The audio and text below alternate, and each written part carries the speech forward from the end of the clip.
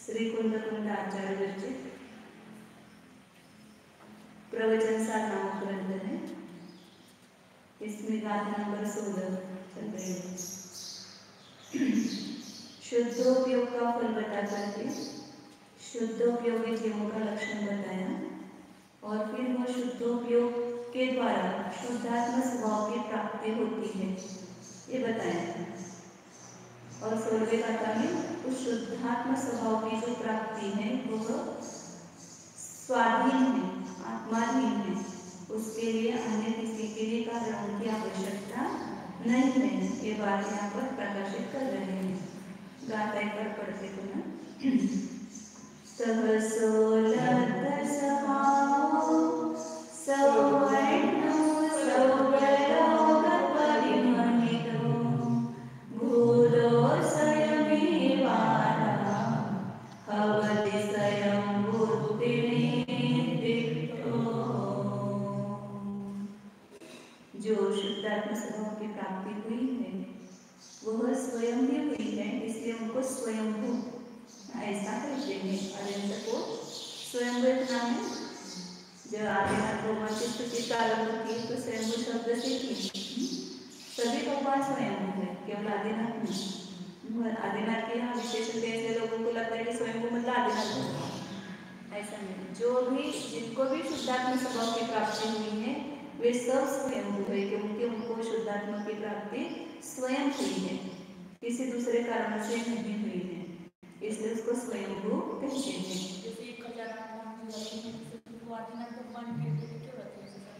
सबसे हो सकते हैं ये यहाँ पर सेम क्वालिटी, कुछ भी अंतर नहीं, सब में समान है।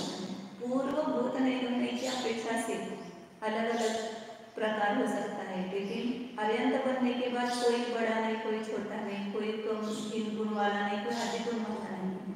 ये सब निचली भूमिका में जब तक कर्म का उदय है, घाती कर्म का, तब तक ही नादिक भाव है। लेकिन जब चार घाती कर्म के अभाव से शुद्धात्म स्वभाव की प्राप्ति हुई तो उन सब में कोई भी अंतर नहीं, सब में विशुद्धि समान है। तथा क्या चारित्र भी बताएगी वहाँ पर शुद्धि एक प्रकार के परिणाम नहीं है, तो सब समान है। वहाँ पर उन्होंने विशिष्ट आदिनाथ भगवान का चरित्र चल रहा है महापुराण में, इसलिए आदिनाथ भगवान की स्तुति की है। इसे सभी भगवान में वो नाम लग सकते हैं। यहाँ पर अपन टीका देख रहे थे, तत्व प्रतिपीका टीका, उसमें अपन ने 3 षटकारक अभिन्न षटकारक की चर्चा की है। स्वयं कर्ता, उस शुद्धात्म स्वभाव की प्राप्ति का कर्ता स्वयं है। जिनको शुद्धात्म स्वभाव की प्राप्ति हुई वही आत्मा उस शुद्धात्म स्वभाव के का कर्ता है, क्योंकि वह उस न्याय स्वभाव से परिणमने में स्वतंत्र है और स्वतंत्र को ही कर्ता कहते हैं। दूसरे किसी ने उनको प्राप्ति नहीं की, उनका कार्यता कोई नहीं है, वे स्वयं करता है। और उनको जो शुद्धात्मा स्वभाव की प्राप्ति हुई वही उनका कर्म है। मोक्ष गए तो क्या किया उन्होंने? अपने आत्मा को प्राप्त किया, और आत्मा ही कर्म हो गया, क्योंकि आत्मा ही प्राप्त करने योग्य वस्तु है। इसलिए स्वयं आत्मा ही कर्म करने को प्राप्त हुआ है। और करण साधन क्या है? तो कहा कि ज्ञान रूप से करण होने का स्वभाव इसका है आत्मा कर्म है। आत्मा स्वयं ज्ञान भाव रूप से परिणित होता है, तो उस ज्ञान स्वभाव से साधन कम है। ज्ञान स्वभाव के द्वारा ही शुद्धात्मा स्वभाव की प्राप्ति हुई है, या जो केवल ज्ञान स्वभाव प्रकट हुआ है वह स्वयं ही साधक होने से वह करण को धारण आत्मा ही, और उस शुद्धात्मा स्वभाव की प्राप्ति से आत्मा अलग नहीं है, या ज्ञान स्वभाव से आत्मा अलग नहीं है। इसलिए ज्ञान स्वभाव से करण बना ले लो, या आत्मा ही स्वयं करण है, क्योंकि ज्ञान और आत्मा भिन्न नहीं है। इस अपेक्षा से साधकपणा आत्मा में ही होने से करणपणा भी आत्मा, करणपणे को भी आत्मा स्वयं प्राप्त होता है। ये तीन हुआ था। चौथा करते को चौथा कार्य कौन सा है? संप्रदान। शुद्ध चौथी पांचवी लाइन है, चौथी लाइन है, शुद्ध अनंत शक्ति ज्ञान विपरिणमन स्वभावेन कर्मणा समाश्रयमानत्वात् संप्रदानत्वं तदानत्वम्। शुद्ध अनंत शक्ति रूप जो ज्ञान में परिणमन स्वभाव, ज्ञान स्वभाव कैसा है? उसमें अनंत शक्तियां भरी हुई, या ज्ञान में भी स्वयं अनंत विवेक से सहित है, अनंत शक्ति है, या अन्य अनंत शक्तियों से सहित, ऐसा भी ले सकते हैं। या यहाँ पर ज्ञान की मुख्यता से लेंगे तो ज्ञान कैसा है? शुद्ध अनंत शक्ति से युक्त ऐसे ज्ञान रूप से जो विशेष परिणाम हुआ है, उस स्वभाव रूप से कर्म के द्वारा आश्रय किया गया होने से वह जो शुद्धात्मा स्वभाव की प्राप्ति रूप कर्म है, उस कर्म का आश्रय किसने लिया? वो कर्म किसको प्राप्त हुआ? स्वयं उसे शुद्धात्मा को प्राप्त हुआ है। जिसने शुद्धात्मा स्वभाव की प्राप्ति की उसको ही वो शुद्धात्मा स्वभाव प्राप्त हुआ है, उसके द्वारा ही वो समाश्रयमान है। कर्मणा यह अभिप्रति संप्रदान में सका, कर्म के द्वारा जिसका आश्रय किया जाता है, मतलब जिसके लिए कर्म बनाया जाता है वह संप्रदान होता है। तो शुद्धात्मा स्वभाव की प्राप्ति किनके लिए? मैंने ध्यान किया और आपको मिल गया, ऐसा होता है क्या? मैंने अपने शुद्धात्मा स्वभाव की प्राप्ति पुरुषार्थ किया, शपथ मान ली, और दूसरे को किसी को केवल ध्यान किया, ऐसा होता है। तो जो भी पर्याय हुई वो उसको स्वयं को ही मिलती है। यहाँ पर शुद्धात्मा स्वभाव की प्राप्ति भी एक कार्य है, एक पर्याय है। वो पर्याय किसको? जिस द्रव्य में हुई है उसी द्रव्य को उसकी प्राप्ति हुई उस पर्याय की। जैसे कल कहा था कि चावल भात हो गया, तो भात किसको मिला? चावल को मिला। चावल ही भात हुआ तो उसी परमाणुओं में वो भात पर्याय हुई है, तो वे ही परमाणु उसके संप्रदान हो गए। उस पर्याय को दूसरे किसी ने धारण नहीं किया, उसी द्रव्य ने धारण किया। प्रत्येक द्रव्य में संप्रदान शक्ति है, आत्मा में भी संप्रदान शक्ति है। स्वयं क्रियमान भाव उपेयत्वमयी संप्रदान शक्ति। समय सार में लास्ट में से 41 शक्तियों में 6 कारक शक्तियां बताई हैं, उसमें संप्रदान शक्ति कर रही है। संप्रदान शक्ति क्या काम करती है कि जो दिया गया भाव है उस दिए गए भाव को स्वयं धारण करने की शक्ति उस द्रव्य में है। आत्मा भी एक द्रव्य, तो आत्मा में भी संप्रदान शक्ति है। तो जो शुद्धात्मा स्वभाव दिया गया, किनके द्वारा दिया गया? स्वयं के द्वारा। देने वाला कौन है? आत्मा। और लेने वाला कौन है? दाता भी स्वयं, पात्र भी स्वयं। तो लौकिक में भी अपन देखते हैं कि कोई भी कार्य अपन करते हैं, वो कार्य हमें लगता है हम दूसरों को कुछ कर नहीं सकते हैं। जो भी दूसरों को देने के हमने भाव किए, तो उस भाव किसको मिले? ये भाव दूसरों को कोई भाव मिले क्या? वो आपने हमारे अंदर में आपने एक ग्लास रख दिया, तो आपको क्या लगा कि हमने बाहर दान दिया, आपने क्या दिया है? अपने भाव दिए थे हमको।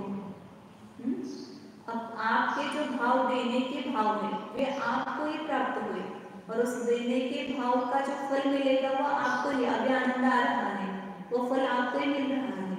और उसके निमित्त से जो पुण्य बंध होगा उसका भी फल किसको मिलेगा? आपको ही मिलेगा। तो हम जो मानते हैं कि हमने दूसरों को दान दिया, वास्तव में यहाँ पर दूसरों को कुछ हम दे ही नहीं सकते हैं। अब व्यवहार में कहा जाएगा, क्योंकि वहाँ पर वो ग्रास उठा करके देने के भाव आपके हुए, आपका हाथ यहाँ से वहाँ गया, तो आपने दान दिया ये कहा जाएगा, लेकिन दूसरों को नहीं दिया। तो किसको दिया है? स्वयं को ही दिया है। देखो वहाँ पर जो फल मिला है किसको मिला है? स्वयं को ही मिला है। जैसे कोई, जैसे आपने हमको दीक्षा दी है ना, तो अब आपको दीक्षा दोगे ना, तो जो हम पुण्य करेंगे ना उसका 10वां भाग आपको भी लगेगा, पुण्य जुड़ेगा। जो मैं भाव करूंगी वही मुझे मिलेगा। अभी मैंने बहुत ध्यान अच्छा किया समझो, तो उसका फल दूसरे को मिलेगा क्या? आप दीक्षारूप भाव देने वाले के जो भाव होंगे उसका फल उनको मिलेगा।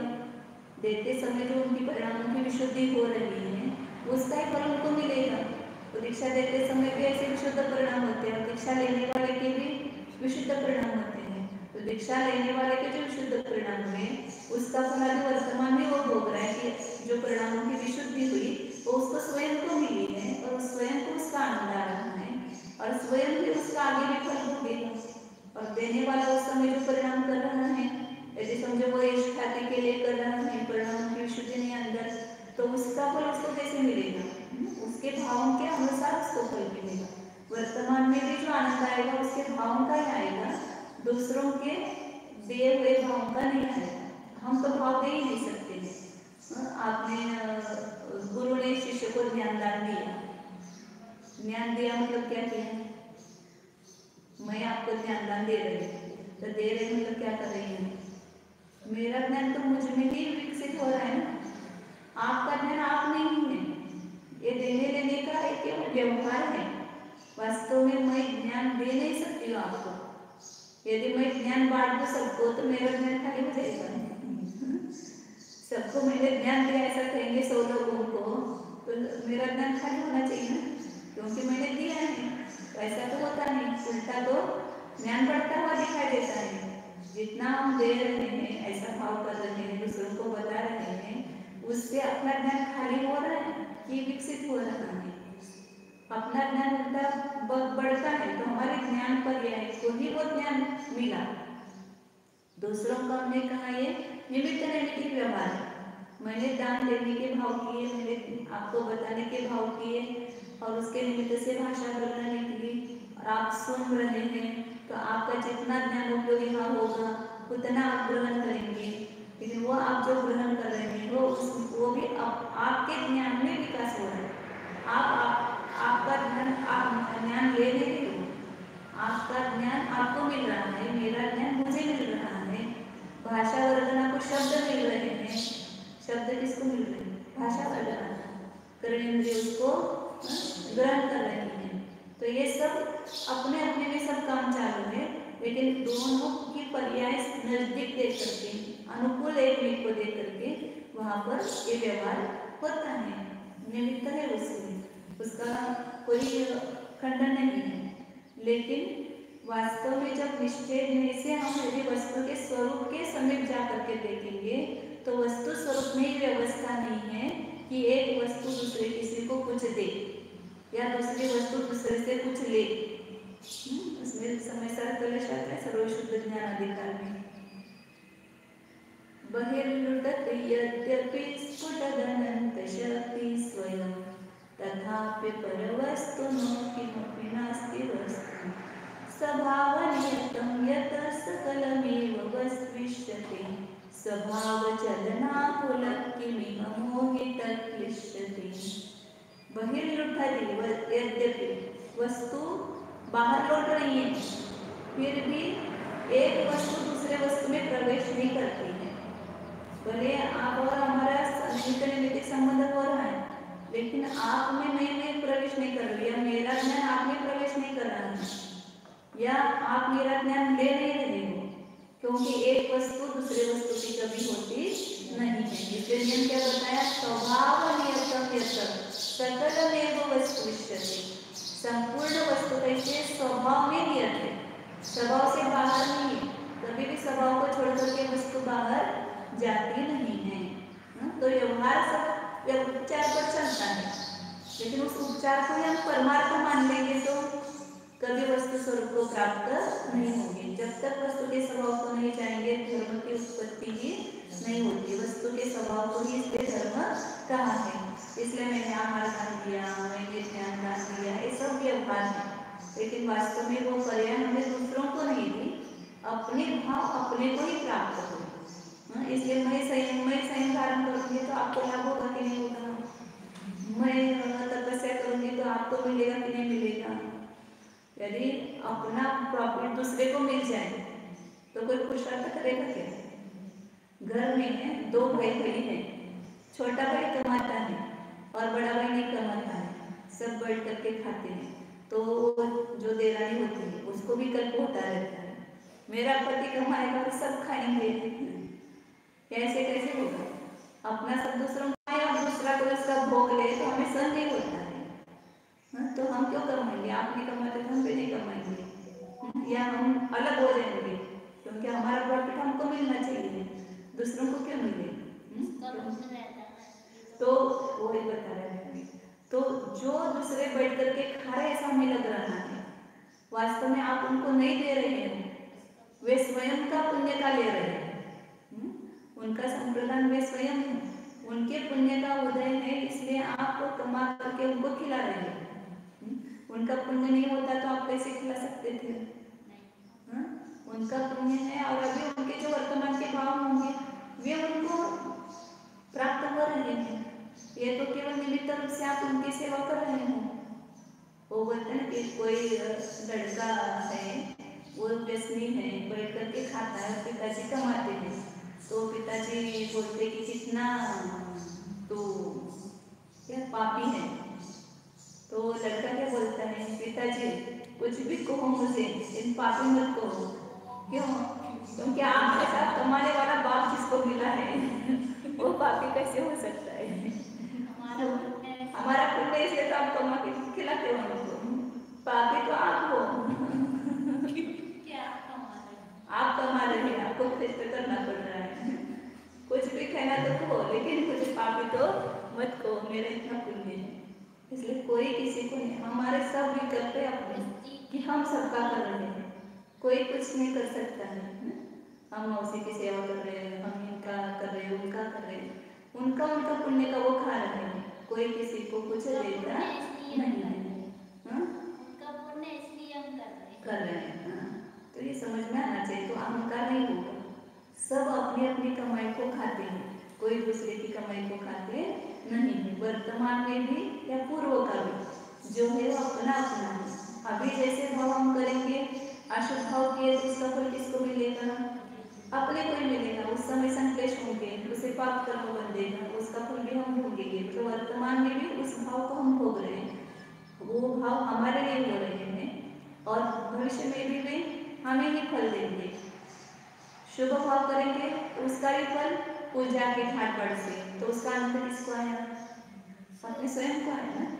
दूसरों को दिखाने के लिए कुछ भी नहीं यहाँ पर, और करेंगे दिखाने के लिए तो उसका फल भी आपको मिलेगा। यष्ठा की पूजा लाभ के लिए करेंगे तो वैसा ही पुण्य बनेगा, और उस समय भाव भी वैसे बनेंगे संक्लेश रूप। कोई नहीं कहता है, फिर कोई सत्कार नहीं करता है तो फिर दुख होता है। क्यों हो रहा है दुख, क्योंकि आपने ऐसे भाव किए हैं, इसलिए दुख हो रहा है। यदि आप निष्प्रुह होकर के करते अपने लिए, स्वयं के लिए, तो आपका दुख नहीं होता। इसलिए वर्तमान में जैसा भाव हम करते वो भाव हमें प्राप्त होता है, उस भाव के संप्रदान। तो जो शुद्ध आत्मा की उपासना करके उनको शुद्ध आत्मा स्वभाव की प्राप्ति हो गई है, उसका लाभ भाव किसको मिल रहे हैं, उनको स्वयं को मिल रहे हैं, उनका पुण्य भी उनको ही बंद हो रहा है। इसलिए सब जगह देखो, सब अपने अपने कोई दूसरे की वस्तु को ग्रहण नहीं कर सकता है, हम किसी दूसरे को कोई वस्तु दे नहीं सकते। तो दान का अहंकार नहीं, भाव किसके हैं? मेरे हैं। तो वैयावृत्य के भाव का फल मुझे ही मिलेगा, मुझ में ही है। इसलिए हम स्वयं स्वयं को आनंद दे सकते हैं। दूसरे को हमेशा हमारे दो बारे में भ्रम रहता है कि मैं ज्ञान और आनंद, एक तो दूसरे से मुझे मिलता है और मुझसे दूसरों को मिलता है। हमने अपने को अपने में नहीं रखा, दूसरों को दूसरे में नहीं रखा। हम दूसरों के कर्ता हो गए तो दूसरे को हमारा कर्ता बना लिया। हम दूसरे के साधन हो गए तो दूसरे को, और उस ज्ञान को समझाना है कि प्रत्येक वस्तु स्वतंत्र है, तू स्वतंत्र है, वो स्वतंत्र है, तुम्हारे भाव तुम्हारे लिए है, उसके भाव उसके लिए है। तो दूसरों ने भाव बिगाड़े तो हमें कषाय होने की क्या जरूरत है? क्योंकि वे बिगड़े हुए भाव हमको मिल रहे थे, उसको मिल रहे स्वयं को, खुद दुखी हो रहा है, खुद उस भाव को प्राप्त हो रहा है, ग्रहण कर रहे हैं। वो भाव हमें ग्रहण करने की जरूरत ही नहीं है, उसके भाव उसके पास ही रहते। हमने अपने को कषाय रूप करके ऐसा अंदर से स्वीकार कर लिया कि उसने मुझे ऐसा कहा है। आप इन वस्तु स्वरूप को समझो। उसके पास वो हमेशा दृष्टांत भी देते ना, बुद्ध कहीं जा रहे थे तो उस डाकू था, उसने उनको गालियां दी तो फिर भी उनको गुस्सा नहीं आया। ये सब सुनते हैं तो क्यों नहीं गुस्सा आया, पूछा उनको तो बोले कि कोई वस्तु अपने को भेंट देता है तो वो वस्तु किसकी होती है? जो भेंट देने वाले। और यदि हमने स्वीकार किया तो हमारी होगी, यदि नहीं स्वीकार किया तो उसकी वस्तु उसके पास होगी ना। आप मुझे पेन देने के लिए और मैंने नहीं लिया तो किसके पास रहेगा?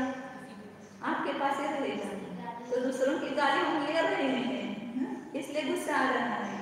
उसकी वस्तु ले लो ही मत, वो दे रहे हैं ना, दे रहे हैं, लेकिन हम लेना कि नहीं लेना किसके हाथ में है? हमारे हाथ में है। तो हम दूसरों का कुछ ग्रहण नहीं कर सकते हैं और हम हमारे दूसरों को कुछ दे नहीं सकते हैं। हमारी वस्तु हमारे पर्याय अपने को ही मिलती है, दूसरे की पर्याय दूसरे को मिलती है। इसलिए कोई टेंशन लेने की जरूरत, कोई कितना भी पापी हो या कोई कितना भी कषायवान हो, हमें टेंशन लेने की जरूरत नहीं है, हमें उसकी चिंता करने की भी जरूरत नहीं है। प्रत्येक वस्तु अपना संप्रदान है। तो यहाँ जो हम भी पुरुषार्थ करेंगे, जो मुनिराज इतना उपसर्ग क्यों सहन करते हैं? क्योंकि उनको पता है कि इसका प्रॉफिट मुझे मिलने वाला है। उपसर्ग करने वाले को कुछ नहीं, वो तो पाप बांध रहे बेचारा मेरे मिलने से, लेकिन इसका सहन करने के बाद जो लड्डू खाने को मिलेंगे किसको मिलेंगे? स्वयं को। बहुत अच्छे अच्छे लड्डू हैं, अमृत है अमृत। इसलिए कहते हैं चैतन्य रूपी अमृत का सेवन करते हैं। इसमें परमानंद स्तोत्र में आता है कि अंजलि कृत्वा पिबंती, वो जब बीच में से आनंद अमृत जो है वो अपने अंजलि से पीते हैं तत्वज्ञान। अंजलि मतलब क्या है? वहाँ पर बाकी कुछ नहीं, ज्ञान रूपी अंजलि। उस ज्ञान रूपी अंजलि से अपने ज्ञान रूपी अमृत को पीते हैं। तो यहाँ पर कोई दूसरे का धंधा नहीं है, बस पूरे दूसरों से आप निष्प्रिय हो जाओ, उनकी अपेक्षाएं मत करो। हम जो भाव करेंगे उसका फल मुझे अभी वर्तमान में स्वयं को मिलेगा और भविष्य में भी मुझे ही स्वयं को मिलेगा। इसलिए संप्रदान जो भी मुक्त हुए हैं उनको जो शुद्धात्मा स्वभाव की प्राप्ति हुई है वो उसके लिए वे स्वयं संप्रदान है। इसलिए क्या वो जो शुद्धात्मा स्वभाव के कर्म हो गए, उस कर्म के द्वारा किसका आश्रय किया गया है? उसी आत्मा का आश्रय किया गया है। इसलिए वे संप्रदानत्व दधानः, संप्रदान को धारण करने वाले हैं। अब आगे पंचमी विभक्ति में क्या आता है? अपादान। अपादान को बता रहे हैं, पढ़िए एक ही लाइन। शुद्ध अनंत शक्ति ज्ञान की परिणमन समये पूर्व प्रवर्त विकल ज्ञान स्वभाव अपगमपि अपगमेपि सहज ज्ञान स्वभावेन ध्रुवत्व आलम्बनात् अपादानत्वम् उपाददानम् शुद्धात् उपादान अपादान का बता रहे कि शुद्ध अनंत शक्ति ज्ञान विपरिणमन समय, जब उन्होंने उस आत्मा ने शुद्ध अनंत शक्ति रूप ज्ञान स्वभाव रूप से परिणमन किया, उस समय क्या हुआ कि पूर्व प्रवृत्त जो विकल्प, उस विकल्प ज्ञान स्वभाव क्या हो गया? दूर हो गया, हट गया। आपादान का पहला अर्थ बताया था ना, एक वस्तु किसी एक ध्रुव वस्तु से भिन्न होती है, अलग होती है, तो जिससे भिन्न हुई उसको अपादान कहते हैं। तो जिससे अलग हुई वो वस्तु ध्रुव रहती है। पेड़ से आम गिरा तो पेड़ ध्रुव है। जैसे बर्तन से चावल लिया तो चावल हट गया से, बर्तन वैसा का वैसा ही है। तो जिससे हम कोई कार्य करते हैं उस अपादान से वो वस्तु ध्रुव होनी चाहिए। तो इसे ध्रुव वस्तु को अपादान कहते हैं। तो यहाँ पर जब शुद्धात्म स्वभाव की तब क्या हुआ कि जो पूर्व का अशुद्ध स्वभाव था या जो मति ज्ञान आदि शौक्षमिक ज्ञान था वो नष्ट हो गया, वो दूर हो गया। किससे दूर हो गया? आत्मा से। वो आत्मा ध्रुव है कि नहीं? आत्मा। तो उस ध्रुव आत्मा से विभाव पर हट गए और सुशुद्ध स्वभाव की प्राप्ति हो गई। तो वह आत्मा ही ध्रुव है, तो इसलिए वह अपादान है। तो जो शुद्धात्मा स्वभाव की प्राप्ति हुई है किसमें से हुई है? उस आत्मा में से ही वो शुद्धात्मा स्वभाव की प्राप्ति हुई है, इसलिए आत्मा ही उस शुद्ध स्वभाव का अपादान है। जैसे रत्न के खदान में से ही रत्न प्राप्त होते हैं, सोने के खदान में से ही सोना प्राप्त होता है, कोयले के खदान में से कोयला प्राप्त होगा, नमक के खदान में से नमक प्राप्त होगा, सेंधा नमक के खदान से आता है ना, वहां से प्राप्त होगा।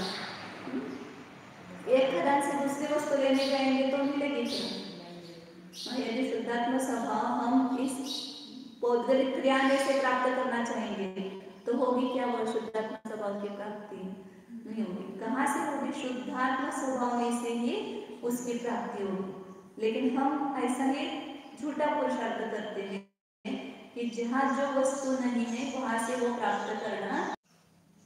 रत्न की खदान में से रत्न मिलेंगे, लेकिन उसके लिए क्या करना पड़ेगा?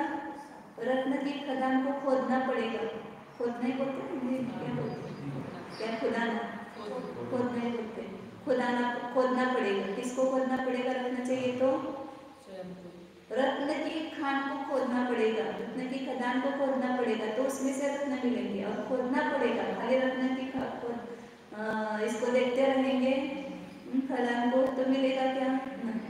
तो इसी प्रकार चैतन्य रत्न, ये शुद्धात्म स्वभाव की प्राप्ति वो किसमें से होगी? इस चैतन्य रत्न की जो खदान स्वरूप आत्मा है, अनंत गुणों की खदान स्वरूप आत्मा है, उसको खोदने से ही इस शुद्धात्म स्वभाव की प्राप्ति प्रकट होगी। वो हाथ आएगा, मिलेगा। लेकिन उसको क्या करना चाहिए? शुद्धात्मा को, वो तो अनादिकाल से पड़ा हुआ है, कभी भी अभाव नहीं उसका। शुद्धात्मा स्वभाव का कब अभाव है? अनादिकाल से अपने पास है, लेकिन हमने कभी खोदा ही नहीं उसको। खोदो उसको तो मिलेगा। क्या खोदना मतलब क्या करना पड़ेगा? उस आत्मा को जान करके उसमें अंदर गहराई में उतरना पड़ेगा। जितना आप अंदर जा सकते हो, जितना उतर सकते हो। और उतरना किससे है? ज्ञान से ही। ज्ञान रूपी कुदाली अपने पास है, उस ज्ञान रूपी कुदाली से ही इस आत्मा को खोदना पड़ेगा। और उसके भीतर भीतर जितना आप गहराई में उतरेंगे उतना आपको होगी। कौन से रत्नों की प्राप्ति होगी?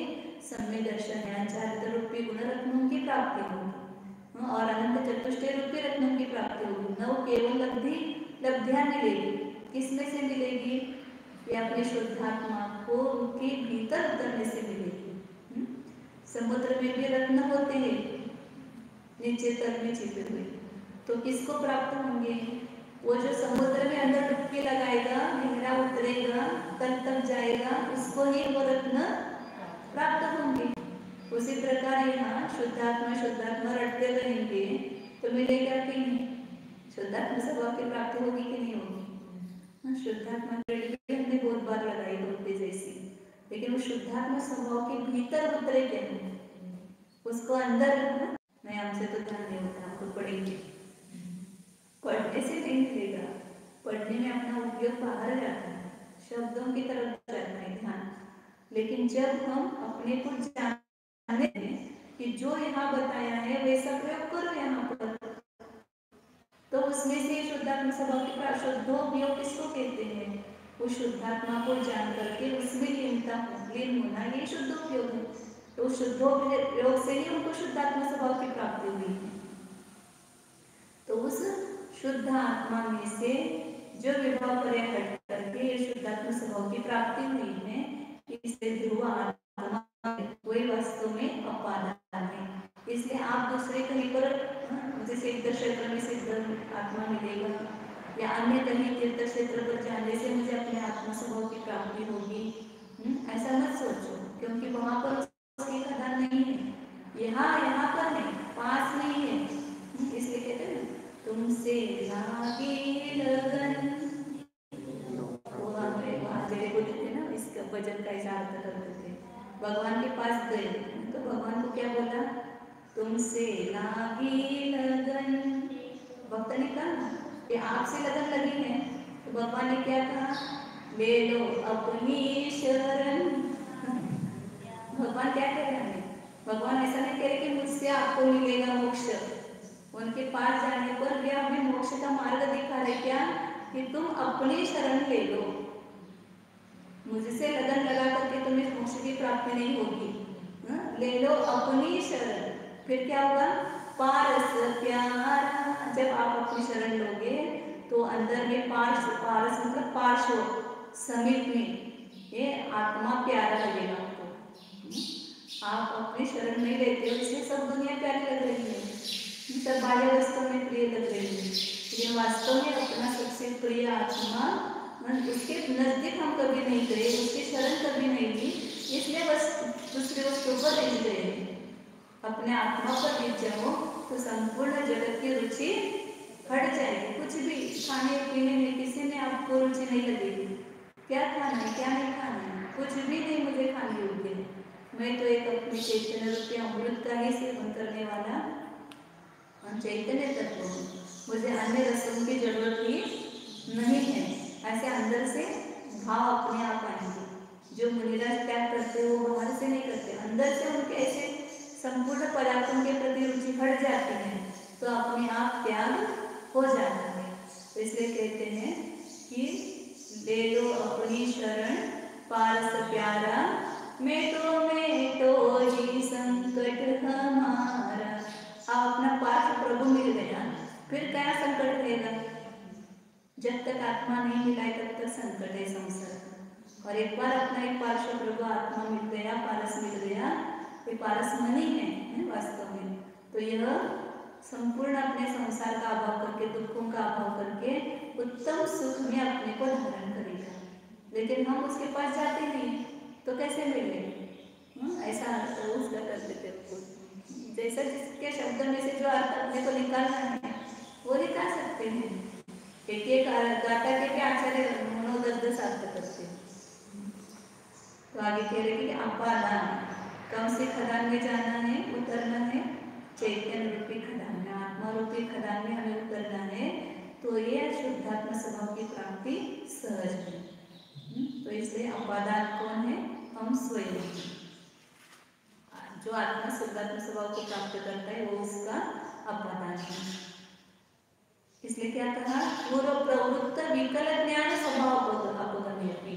भले उस आत्मा से पूर्व में प्रवृत्त विकल ज्ञान था वो हट गया, वो स्वभाव दूर हो गया, तो भी सहज ज्ञान स्वभाव ध्रुवत्व आलम्बनात्, सहज ज्ञान स्वभाव रूप से ध्रुवत्व का अवलंबन करने से अपादानत्व उपादान, इस शब्दों का संग्रह करो कितने प्रकार से प्रयोग किया है।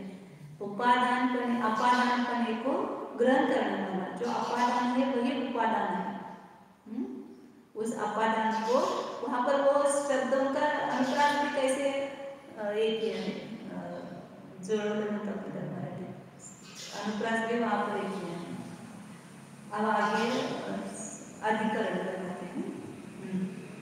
शुद्ध अनंत शक्ति ज्ञान विपरमन स्वभावस्य आधारभूतत्वात् अधिकरणत्वम् आत्मसात् कुर्वाणः। अब आधार कौन है, उस शुद्धात्मा स्वभाव की प्राप्ति का आधार किसके आधार से हुई है। तो आधार बता रहे हैं कि शुद्ध अनंत शक्ति ज्ञान विपरिणमन स्वभाव, सब जगह लिया है कि अपने अनंत शक्ति ज्ञान रूप से परिणमन करना, विशेष रूप से, विशेष रूप से परिणमन है उस परिणमन करने का स्वभाव किसका है? अपने आत्मा का, स्वयं का है। तो उस स्वभाव का आधारभूत, स्वभाव का आधारभूत कौन है? आत्मा स्वयं है। ज्ञान किसके आधार से है? केवल ज्ञान किसके आधार से है? आत्मा के आधार से है। केवल ज्ञान शास्त्र के आधार से या गुरु के आधार से, अन्य किसी के आधार से नहीं टिकता है। आत्मा के आधार से हुआ है और आत्मा के आधार में ही रहता है। इसलिए अनंत ज्ञान शक्ति, ज्ञान रूप जो विपरिणामी स्वभाव है, उसका आधारभूत होने से अधिकरणपणे को आत्मसात करने वाला, यहाँ पर अधिकरण वाला है ना, तो आत्मसात ऐसा शब्द दिया वहां पर, अधिकरणपणे को आत्मसात करने वाला कौन है? यह शुद्ध आत्मा ही है। मतलब कोई भी कार्य किसमें होता है? मेरा कार्य आप में और आपका कार्य मुझ में, किसमें होता है? मेरा काम बेटा करेगा, बेटे का काम मुझ में होगा। मेरा सुख बेटे में मिलेगा, बेटे का सुख मुझ में मिलेगा। किसमें मिलेगा? आपका ध्यान मुझ में और मेरा ध्यान आप में नहीं ना, पक्का है। प्रत्येक पर्याय का अधिकरण वह स्वयं द्रव्य। तो शुद्धात्म स्वभाव की प्राप्ति भी एक शुद्ध कार्य है, पर्याय है शुद्ध। तो उसका आधार कौन है? जिसमें वो शुद्धात्म स्वभाव प्रकट हुआ, वो आत्मा ही स्वयं उसका अधिकरण है। जितने भी वस्तुएं जगत में है, सब अपने अपने आधार से है, स्व प्रतिष्ठित है। अगोलक नाम की शक्ति क्या बताती है कि प्रत्येक वस्तु स्व प्रतिष्ठित्व स्वभाव, षड्गुण हमारी वृत्ति होते हुए भी उसमें आत्म प्रतिष्ठित्व जिसका लक्षण है, ऐसे अगोलकत्व शक्ति है कि जिसके निमित्त से मेरा आधार दूसरा अन्य कोई नहीं हो सकता है। प्रत्येक वस्तु स्वयं का आधार है। हम क्या चर्चा करते हैं? अपने लिए दूसरों का आधार ढूंढते हैं। आप होंगे तो हम रहेंगे, या आप नहीं है तो हमारा आधार कौन है? आप छोड़ के चले गए वो बोले तो हमारा आधार कौन है? सबको लगता है ना कि, लेकिन ये अज्ञान है अपना। अपन नहीं है तो वहां पर नहीं चलता है क्या? प्रत्येक वस्तु अपना अपना आधार है।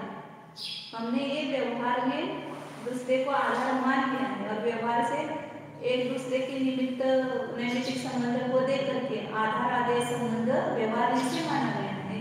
वास्तव में निश्चय से देखा जाए तो प्रत्येक द्रव्य अपने अपने आधार से, प्रत्येक द्रव्य की पर्याय अपने द्रव्य के आधार से होती है, दूसरे द्रव्य के आधार से नहीं होती है। चावल जो हुआ, चावल से भात हुआ, वो किसमें हुआ? भात चावल में हुआ ना। बर्तन तो बाह्य अधिकरण है, या जो भी कार्य बनाते हैं उसका आधार से हम बैठे हैं। यहाँ पर किस पर बैठे हैं? टेबल पर बैठे। तो टेबल मेरा आधार है, कौन है मेरा आधार? मैं किसमें हूँ? आप अपने में है, टेबल में है। हम अपने प्रदेशों में रहते, शरीर में हमारा आधार नहीं है।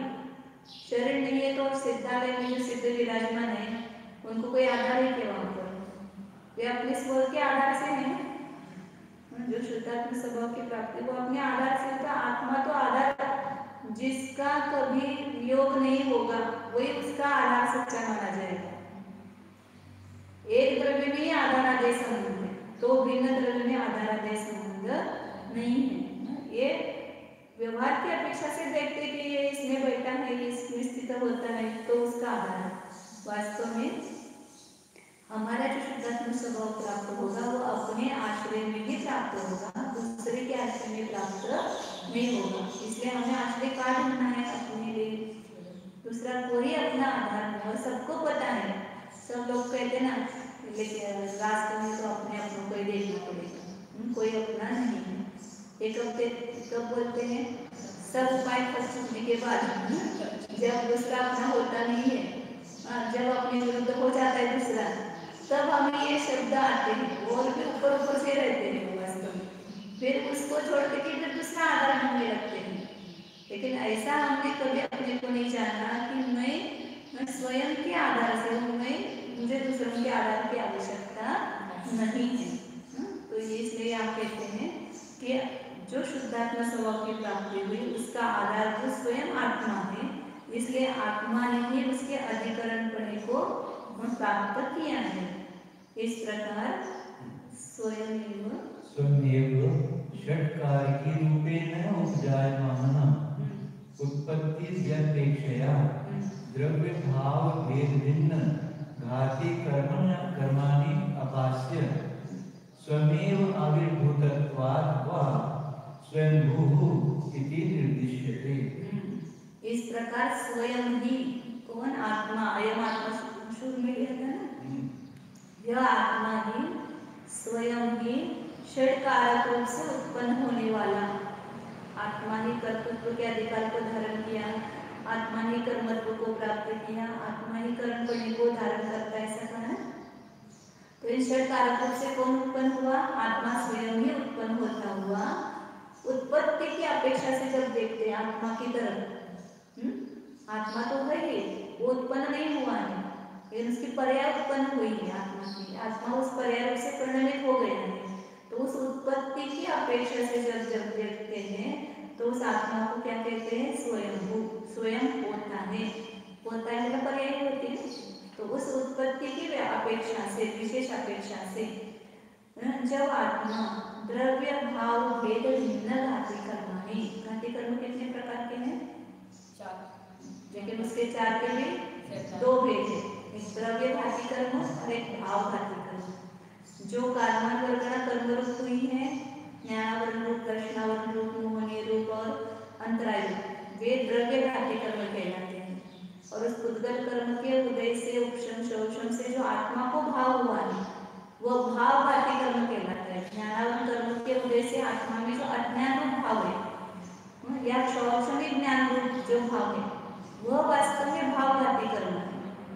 इसलिए जब द्रव्य घाती कर्म नष्ट हुए तो उसके साथ भाव घाती कर्म भी नष्ट हुए। पहले भाव घाती कर्म नष्ट होते हैं, फिर द्रव्य मोहनीय कर्म हो गया, और उसके निमित्त से हमें जो प्रसार भाव उत्पन्न हो रहे हैं वह भाव मोहनीय कर्म। ऐसे प्रत्येक कर्म में 2 भेद है, द्रव्य कर्म और भाव कर्म। आत्मा के जो विभाव पर्याय है वह भाव घाती कर्म है, और जो कर्म की पर्याय है वह द्रव्य घाती कर्म भी नहीं रहे, और उसके निमित्त से होने वाले जो जीव के भाव के भी नष्ट हो गए। तो उन दोनों के कर्मों, घाती कर्मों का नाश करके, आपास्य उसको दूर करके, यहाँ पर शब्द भी कैसे रखते हैं? आपास्य को नाश नहीं किया, उसको दूर किया, कर्म कहीं नष्ट नहीं हुए, वे विद्यमान प्रमाण है, विश्व में विद्यमान है, लेकिन वे अकर्म रूप से परिणमित हुए, उसको ही कर्म का नाश कहा जाता है। तो कर्म को दूर करके स्वयं ही आविर्भूतत्वात्, यह आत्मा स्वयं ही प्रकट हो गया, जो अंदर छिपा हुआ था इन कर्मों में, कर्मों के बीच, 9 कर्मों के बीच, भाव कर्मों के बीच छिपा हुआ था, वो दूर किया। 9 कर्मों, घाती कर्मों को, भाव घाती कर्मों को, तीनों को दूर किया, तो अपने आप ही आत्मा प्रकट हो गया। स्वयं आविर्भूतत्वात्, स्वयं ही आविर्भूत मतलब प्रकट होने से स्वयंभू इति निर्दिश्यते, उसको स्वयंभू ऐसा कहा जाता है। अतः न निश्चयतः परेण सह आत्मनः कारकत्व संबंधः अस्ति यतः शुद्धात्म स्वभावलाभाय सामग्री मार्गं व्यक्तया परतंत्रैः भूयते। इसका भाव सभी का क्या, इतना सब जो बताया अभिनय कारण बताने से उनको क्या लाभ है? जो सिद्ध हुए उनको कोई मतलब नहीं है। हमें निर्धार करने के लिए या हमें हमारी व्यग्रता आकुलता कम करने के लिए सब लिखा है कि उनको जो शुद्धात्मा स्वभाव की प्राप्ति हुई है उसके लिए उनको किसी कारक की अपेक्षा नहीं लगी। तो अतः इसलिए न निश्चयतः परेण सह आत्मन कारकत्व संबंध, निश्चय से पर के साथ आत्मा का कारकत्व संबंध है ही नहीं। अपने आत्मा का दूसरा कोई करता नहीं है, दूसरा कोई हमारा कर्म नहीं है, दूसरा कोई अपना साधन नहीं, दूसरा कोई अपना संप्रदान नहीं, दूसरा कोई अपना अपादान नहीं, दूसरा कोई अधिकार नहीं, और हम दूसरे के लिए हमारा कोई करता नहीं, लेकिन हम किसी के करता है नहीं, हम किसी के कर्म है नहीं, हम किसी के साधन है नहीं, हम किसी के संप्रदान नहीं। जैसे अपना कोई कर्ता कर्म करण संप्रदान नहीं है, वैसे हम भी किसी के कर्ता कर्म संप्रदान अपादान और अधिकरण नहीं है। इसलिए छोटा अंतर मत करो। इतने लोगों को मैंने आधार दिया है, मैं सबका आधार हूँ, सब कुछ नष्ट हो जाएगा ऐसा लगने लगता है, लेकिन ये सब अपना भ्रम है। एक सेकंड में छोड़ करके चले जाते हैं। और उसके पहले समय तक क्या मान रहे थे कि मेरे बिना कुछ नहीं चलता है, मैं ही सबको देखने वाला है। तो परेड सेवा पर के साथ आत्मा का कोई कारकत्व का संबंध नहीं है निश्चय से, कि जिससे आपको इस शुद्धात्मा स्वभाव की प्राप्ति के लिए सामग्री को खोजने में व्यग्र होकर के परतंत्र होना पड़े। मतलब आपको सामग्री खोजने की जरूरत नहीं है, आपको पराधीन होने की जरूरत नहीं है, आपको शुद्धात्मा स्वभाव की प्राप्ति करनी है ना, कुछ नहीं चाहिए, केवल आपका एक शुद्धात्मा बस है। और शुद्धात्मा में रहने वाला उपयोग साधन, उपयोग एक साधन है और शुद्धात्मा क्या है, उसका विषय है। उस साधन के द्वारा उस विषय में आप लीन हो जाएंगे तो आपने आप शुद्धात्मा स्वभाव की प्राप्ति हो जाएगी।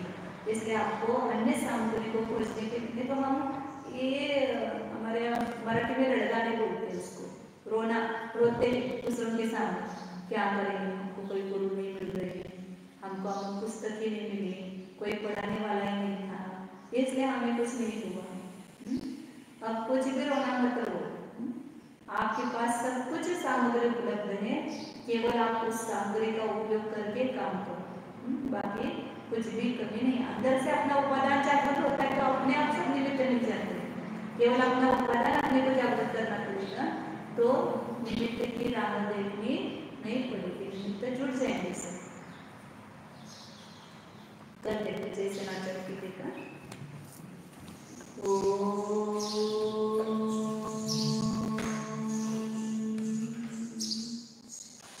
जानिए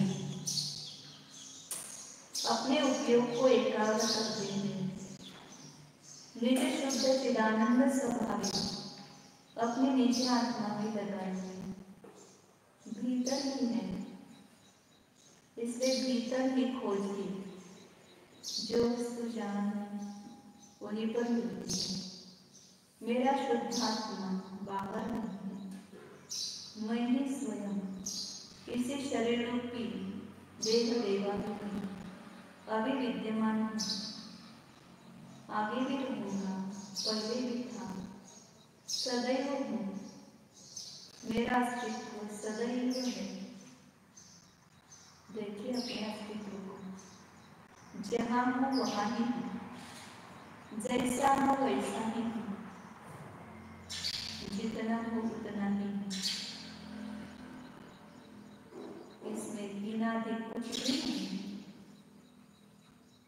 केवल उसके अज्ञान के कारण ही हम उसको प्राप्त नहीं कर पा रहे हैं। अब जान जाओ, मेरा आत्मा मुझ ही में डूबे, मेरा प्रभु बाहर नहीं, मेरे प्रभु मेरा प्रभु अंदर ही है, मैं ही स्वयं प्रभु हूँ। ये जो चैतन्य का अस्तित्व प्रतीति में आ रहा है, यही मेरा अस्तित्व है। उस चैतन्य को अमूर्तिक रूप से जानिए, यह मूर्तिक शरीर मैं नहीं हूँ, इस मूर्तिक शरीर में अमूर्तिक चैतन्य की मूर्ति छिपी हुई है। उस चैतन्य मूर्ति को अपने उपयोग के द्वारा जानकर बाहर निकालो, उस चैतन्य प्रभु के दर्शन करो, ज्ञान चक्षु अपने पास है, उस स्वसंवेदन प्रत्यक्ष ज्ञान चक्षु से इस निज जो शुद्ध कारण परमात्मा को देखिए, मैं हूँ, सदैव हूँ, चैतन्य रूप से हूँ, आनंद रूप से हूँ, अनंत गुणों का अखंड पिंड हूँ।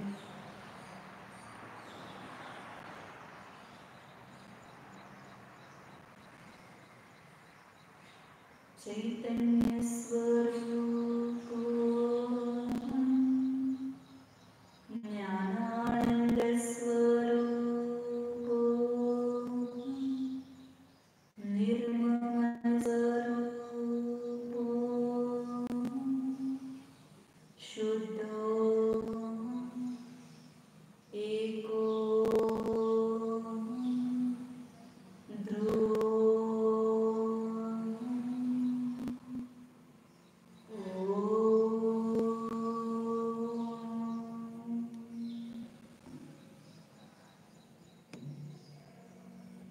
विसर्जन